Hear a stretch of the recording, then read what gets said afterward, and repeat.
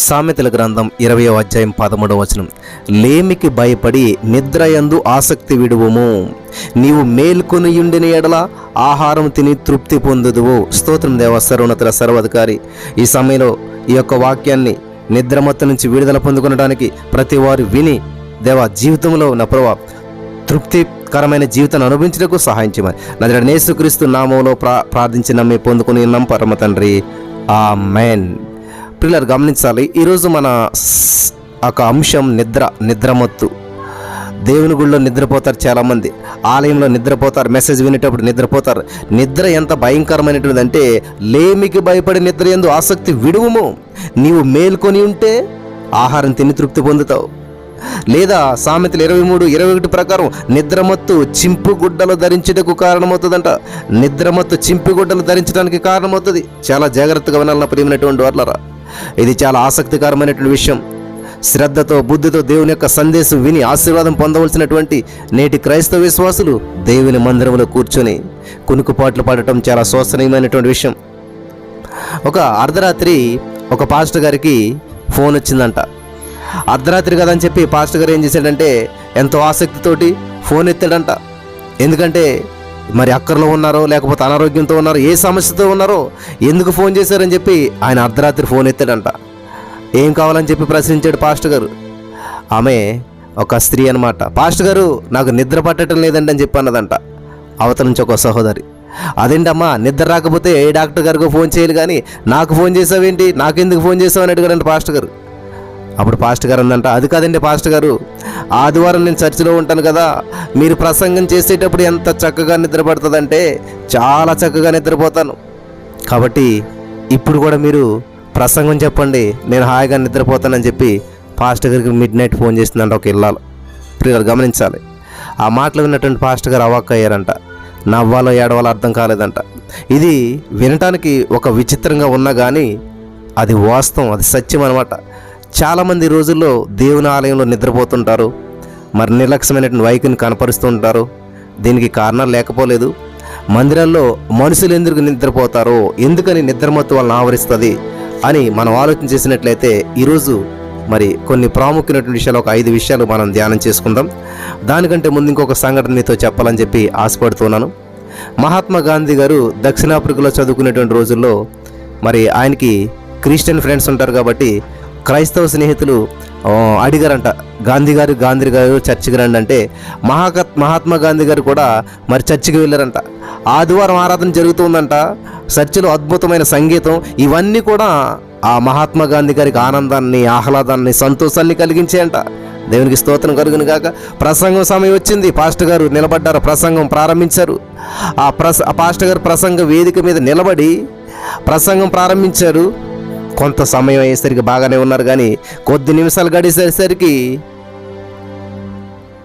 ఈ మహాత్మా గాంధీ గారికి నిద్రపోతున్నాడు అన్నటువంటి విషయం తెలుసుకున్నాడంట. నిద్రపోయాడంట మహాత్మా గాంధీ గారు. అపరాధ భావంతో సిగ్గుపడ్డాడంట. మొట్టమొదటిసారిగా దేవుని మందిరానికి వచ్చి నిద్రపోవడం సిగ్గుగా భావించి పక్కన కూర్చున్నటువంటి వారు తను చూసి ఏమనుకుంటారో, వీళ్ళంతా ఏమని అపహేళన చేస్తారో, నవ్వుకుంటారో, ఏం చేస్తారో అని చెప్పి తన కుడి వైపు కూర్చున్నటువంటి క్రైస్తవుని చూశాడంట. మొట్టమొదటిసారిగా చర్చికి వచ్చి నిద్రపోతాను, ఎంత సిగ్గు, ఎంత అవమానకరం అని చెప్పి ఆ కుడి పక్క తిరిగి చూస్తే, పిల్లలు గమనించాలి, మీకు అర్థమవుతూ ఉన్నదనుకుంటాను.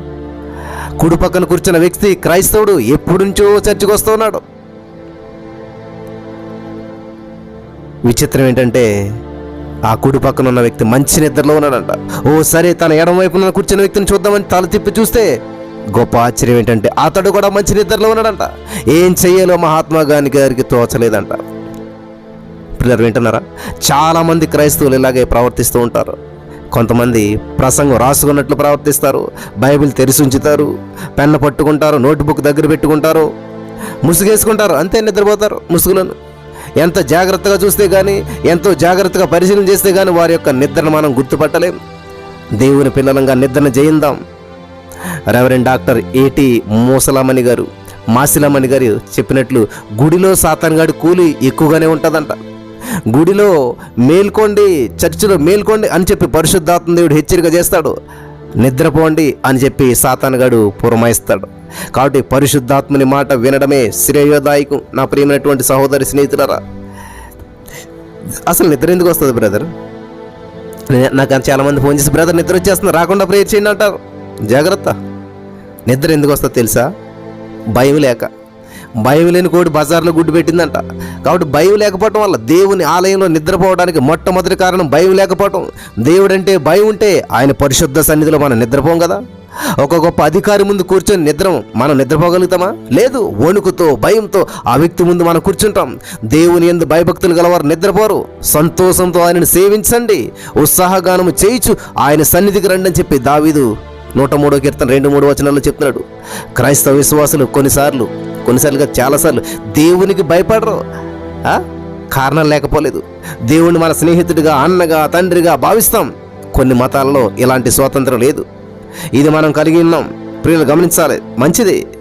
ఆ కారణాన్ని నిర్భయంగా మన అన్నయ్య, మన దేవుడే, మన తండ్రే, మన స్నేహితుడే యేసయ్య అని నిర్భయంగా ఆయన సముఖంలో నిద్రపోతుంటారు చాలామంది.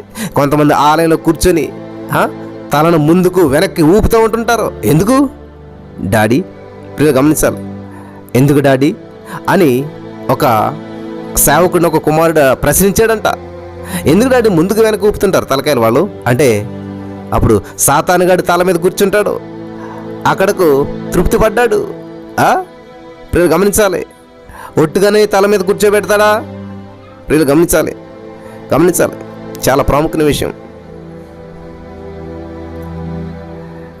ఒట్టుగా నన్ను కూర్చోబెట్టుకుంటా? ఓ క్రైస్తవుడా, ఓ విశ్వాసి, దేవుని వాక్యం వింటున్నటువంటి వ్యక్తి నన్ను తలకాయ మీద కూర్చోబెట్టి నుట్టుగానే ఉంటావా? ఊపు, మరి ముందుకు వెనక్కు ఊపువా అని చెప్పి అడుగుతాడంట సైతానుగాడు. అంతే. మన వాళ్ళు ఏం చేస్తారంటే వాడిని ఊపి సంతోష పెడతారు సైతానుగాడిని. కాబట్టి ముందుకి వెనక్కి ఊపి నెత్తి మీద ఎవడున్నాడు? సైతానుగాడు ఉన్నాడు. కాబట్టి వాడు సావకాశంగా కూర్చోడు కదా, నన్ను ఊపు అంటాడు. ఉయ్యాలూగింతారనమాట సైతానుగాడిని. నెంబర్ 1 భయం లేకపోవటం. నెంబర్ 2 ఏంటంటే శ్రద్ధ లేకపోవడం అనమాట. శ్రద్ధ లేకపోవడం ఏంటి? శ్రద్ధ ఉంటేనే కదా మందిరానికి వస్తాం అని చెప్పి మీలో చాలామంది అంటారు. శ్రద్ధ లేనివాడు, బుద్ధి లేనివాడు కనుకనే చర్చిలో నిద్రపోతాడు. శ్రద్ధ ఉంటే గుడిలో జోగుతూ కూర్చోము. బెరయ అనేటువంటి సంఘాన్ని గురించి మీకు తెలుసు కదా. దేవుడన్నా, దేవుని వాక్యం అన్నా సరే వీరికి వల్లమాలినటువంటి అభిమానం. వీరు గనులు, తెస్సలోనిక వారి కంటే ఉన్నత స్వభావం కలిగినటువంటి వారు. ప్రతి దినము దేవుని వాక్యాన్ని అపోస్తలుల కార్యాలు 17-11 ప్రకారం వీరు పరిశోధించారంట. ఆసక్తితో వాక్యాన్ని అంగీకరించారంట. బుద్ధి గలవారు, శ్రద్ధ గలవారు. ఆ కారణాన గనులు అని చెప్పి పరిశుద్ధ దేవుడు వీరిని ప్రశంసించాడు. ఇంతకన్నా వీరికి కావాల్సింది ఏంటి? గనులని చెప్పి పరిశుద్ధ దేవుడే వీరిని ప్రశంసించాడు. ఇంతకు మించి ఏం కావాలి? ఇంకా శ్రద్ధ గలవారు ఏలుబడి చేస్తారు. ఈరోజు వాక్యం ఎలా వింటున్నారు? క్యాజువల్గా, యూజువల్గా ఏదో వినాలి, వింటున్నాం, బాగుంది అని ఒక కొటేషన్ ఇచ్చి మర్చిపోతున్నారా? హృదయంలో వాక్యం ఉంటుందా లేదా? అందుకనే పెన్ను పుస్తకం పెట్టుకోవాలి, రాసుకోవాలి, శ్రద్ధగా వినాలి వాక్యాన్ని. నెంబర్ 1 భయం లేకపోవడం. నెంబర్ 2 శ్రద్ధ లేకపోవడం. నెంబర్ 3 అలసిపోవటం వల్ల నిద్ర వస్తుంది. కొంతమంది ఎంత అలసిపోతారో చెప్పలేం. శనివారం ఎన్నో పనులు పెట్టుకుంటారు, రాత్రి ఆలస్యంగా నిద్రపోయి ఆదివారం ఆలస్యంగానే నిద్రలేస్తారు. ఇటు అటు తిరిగి ఆలస్యంగా చర్చికి వచ్చి ప్రసంగ సమయం అంతా నిద్రపోతుంటారు. పైగా ఇంటికి వెళ్తూ పాదిరి గారిని కలిసి షేక్ హ్యాండ్ ఇస్తారు. సందేశం చాలా బాగుంది పాస్టర్ గారు, అసలు ఏమైనా ఇంటికి అది నిద్రపోయాడు అనేటువంటి అబద్ధాన్ని కూడా ఆయనతో చెప్పి వెళ్తారు మైగాని. దేవుని పరిచర్యలో ప్రవక్త అయినటువంటి ఏలియా అలసిపోయాడు, సొలసిపోయాడు, సొమ్మసిల్లిపోయాడు. ఆ కారణాన మరణాన్ని కోరుకున్నాడు. ఎవరో అన్నారు, మరణం కోరిన మొనగాడు ఏలియా. ఏంటంటే మరణం కోరిన మొనగాడు అంటే ఏలియా. ఒక ఆయన అన్నాడు, ఇది సత్యం, ఇంత మట్టుకు చాలు, నా ప్రాణం తీసుకునమని ప్రార్థించాడు. 1 రాజులు 19:4. వింటున్నారా? రెండోదిగా మార్త కూడా పనులతో అలసిపోయింది. వాక్యం ఎడల అశ్రద్ధ, పని యందు శ్రద్ధ ఫలితంగా మరియ మీద నేరాలు మోపడం ప్రారంభించింది. అలసిపోయినటువంటి జీవితాలు ఇంతే. వీరికి సుఖం ఉండదు, శాంతి ఉండదు, సమాధానం ఉండదు. అలసినటువంటి ముఖాలతో, అలసినటువంటి కండ్లతో దేవుని ఇంటికి వస్తారు, దేవుని సన్నిధికి వస్తారు, దేవుని వాక్యం ఇంటికి వస్తారు. సొలసిపోయి నిద్రకు నిద్రలోకి పోతారనమాట. ఎంత విడ్డూరమైన పరిస్థితి నా ప్రియమైనటువంటి వారులారా. వీళ్ళు అలసిపోయింది కాకుండా ప్రసంగం ఎక్కువ చెప్పాడండి, ఇలా చెప్పాడండి, అలా చెప్పాడండి అని చెప్పి వీళ్ళ మీద అబద్ధాలు చెప్పేస్తుంటారు. చూసారా? మార్తమ్మ గారి పనులు బిజీలు అయిపోయి మళ్ళీ మరియమ్మని తిడుతూ ఉంది. ఏసయ్యా నీకు బుద్ధి లేదా, నా చెల్లి నా దగ్గర పంపాలి కదా అన్నట్టు ఉంది. సరే, నెంబర్ 1 భయము, నెంబర్ 2 శ్రద్ధ లేకపోవడం, నెంబర్ 3 అలసిపోయారు. 4వ కారణం ఏంటంటే, వింటున్నారు కదా శ్రద్ధగాను, 4వ కారణం సుదీర్ఘ సందేశం. ఆదివారం మేము రొట్టె విరుచుటకు కూడినప్పుడు పౌలు మరునాడు వెల్లనయుండి వారితో ప్రసంగించుచు అర్ధరాత్రి వరకు విస్తరించి మాట్లాడుచుండెను. అప్పుడు ఐతుకు అను ఒక యవ్వనస్తుడు కిటికీలోంచి కూర్చుని గాఢ నిద్రపోయి పౌలు చాలాసేపు ప్రసంగించుచుండగా నిద్రాభారం వలన జోగి 3వ అంతస్తు నుండి కిందకు పడిన వాడై చచ్చిపోయాడు, ఎత్తబడ్డాడు అనమాట. అపోస్తలుల కార్యం 20:7-8 వరకు మీరు చదువుకొచ్చే విషయం. దైవజనులు ఆత్మపూర్ణులై ప్రసంగిస్తూ ఉంటారు, వినేవారు సాతాను పూర్ణులై నిద్రపోతుంటారు. బాగున్నది కదండి. దైవజనుడేమో ఆత్మావేశంతో ఆత్మపూర్ణుడైపోతే వినేవాళ్ళేమో నిద్రపూర్ణులు సాతాను పూర్ణులు అయిపోతే నిద్రపోతుంటారు. ఎందుకలా నిద్రపోతారని ప్రశ్నిస్తే వాక్యం చెప్తుంది, వాళ్ళు చెప్తారు మాటల, వాక్యం బోరిగా ఉంది సార్, నిద్ర వచ్చేసింది, పాస్టర్ గారు సరిగా సిద్ధపడట్లేదండి, ఏదేదో చెప్తున్నాడండి, బోరు కొట్టేసింది, అందుకనే నిద్ర వచ్చింది. ఈ తప్పు అంటే వాళ్ళ పాస్టర్ గారు మెసేజ్ బాగాలేదు కాబట్టి నిద్ర వచ్చేలా చెప్పాడు కాబట్టి నిద్రపోయాం. ఆయన ఇంతసేపా మెసేజ్, అంతసేపా అని చెప్పి సణుగుతూ గొడుగుతూ ఉంటారు. పౌలు భక్తుడు మరునాడు వెల్లనయ్యుండి విస్తరించి ప్రసంగించాడంట. ఈ సుదీర్ఘ సందేశం ఐతుకు మరణానికి దారితీసింది. పౌలు ప్రత్యక్షంగా అక్కడ ఉన్నందున ఐతుకు అనేటువంటి ఆ యువకుడు బ్రతికి బట్ట కట్టాడు. ఈనాడు అలా జరిగితే పౌలు లేడు, బ్రతికించేవాడు లేడు. అందుకే విశ్వాసులు జాగ్రత్త వహించి మెట్ల మీద కిటికీల్లో కూర్చోకుండా ద్విమనస్సును గమనించాలి, విస్మరించి శ్రద్ధతో భక్తితో వాక్యాన్ని స్వీకరించాలి.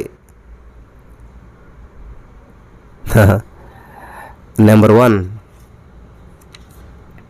భయం లేకపోవటం, నెంబర్ 2 శ్రద్ధ లేకపోవటం, నెంబర్ 3 అలసిపోవటం, నెంబర్ 4 సుదీర్ఘమైనటువంటి సందేశం, పెద్ద వర్తమానం కావటం, చివరిగా 5వది ఎందుకు నిద్ర లేదంటే సిద్ధపాటు లేకపోవటం. ఇశ్రాయేలీయులారా, మీ దేవుని సన్నిధిని కనబడుటకి సిద్ధపడండి. ఆమోస్ 4:12 చెప్తున్నాడు, సిద్ధపడండి. ఇక్కడ దేవుడు ప్రస్తావించిన మాటను మనం గురించి అనేక విషయాలు చెప్పుకోవచ్చు. నెంబర్ 1 ఆయన తీర్పు తీర్చబోతున్నాడు కాబట్టి పాపాలను ఒప్పుకొని పశ్చాత్తాపబడి తీర్పు నుంచి తప్పించుకోండి అనేది మొదటి విషయం. రెండోది ఏంటంటే, ఇశ్రాయేలీయులు దేవుని ఆజ్ఞను హెచ్చరికలు నిర్లక్ష్యం చేశారు, అందుచేత అంతిమ శిక్షను దేవుడు వారి మీదకి పంపించబోతున్నాడు కనుక సిద్ధపడండి. మూడోది ఏంటంటే, మీరు ఆయన పరిశుద్ధ ఆలయంకి వెళ్ళేటప్పుడు మీ ప్రవర్తన విషయం జాగ్రత్త వహించండి అనేది మరో కారణం. నాలుగోది ఏంటంటే, పునరుత్థాన దినాన దేవుని ఆరాధించడానికి మనం వెళతాం. ఆయన బల్లను సమీపించడానికి పూర్వం పాపముల నిమిత్తం, దోషముల నిమిత్తం ముందుగానే సిద్ధపడాలి. పనులన్నీ కూడా శనివారం ముగించుకొని ఆదివారం ఏ పని పెట్టుకోకుండా సిద్ధపాటుతో ఆయన ఆలయానికి రావాలి. ఆదివారం ఆలయంలో కూర్చున్నప్పుడు నేను సృష్టికర్త అయినటువంటి దేవుని సన్నిధిలో ఉన్నానన్నట్టు విషయం మర్చిపోవద్దు.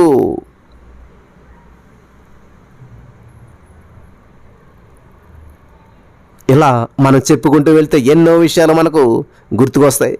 అధికారుల దగ్గరికి వెళ్ళినప్పుడు మనం వస్త్రాల విషయం ఎంత జాగ్రత్త వహిస్తామో అంతకన్నా ఎక్కువ భక్తి శ్రద్ధలో మనం దైవికమైనటువంటి దేవుని సన్నిధిలో కనపరచాలి.